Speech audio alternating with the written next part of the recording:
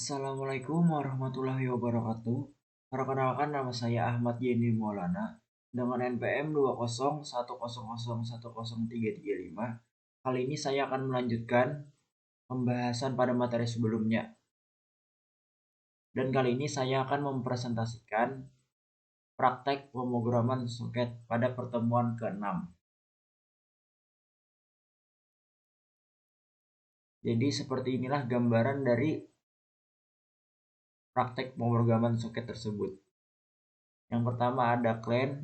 Client ini bisa kita sebut yaitu komputer, mengirim atau meminta kepada server. Lalu server menanggapi anggapan dari komputer tersebut dan terbentuklah yang namanya jaringan. Yang pertama ada soket. Jadi soket adalah sebuah abstraksi perangkat lunak yang digunakan sebagai suatu terminal dari suatu hubungan antara dua mesin atau proses yang saling berinteraksi.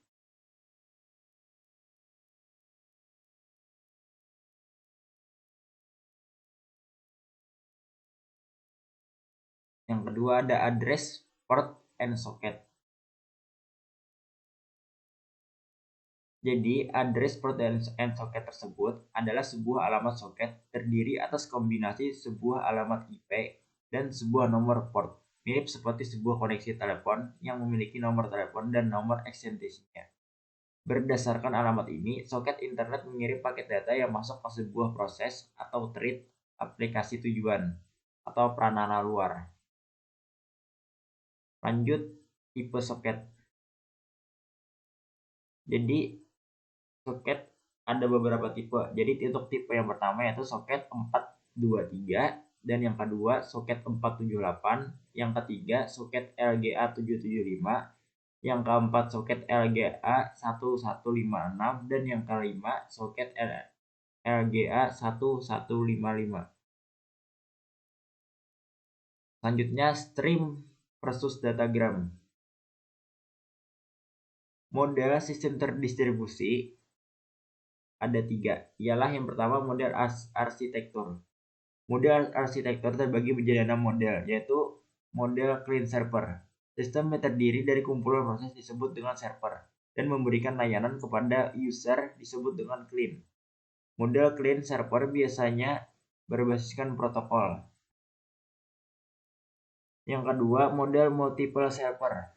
Yang ketiga, model proxy server proxy.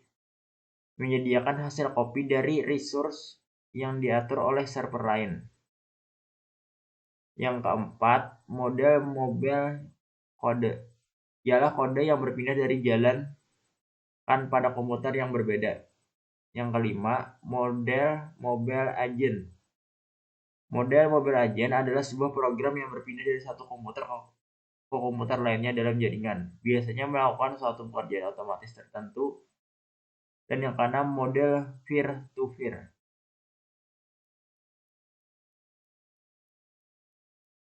Selanjutnya ada operasi soket.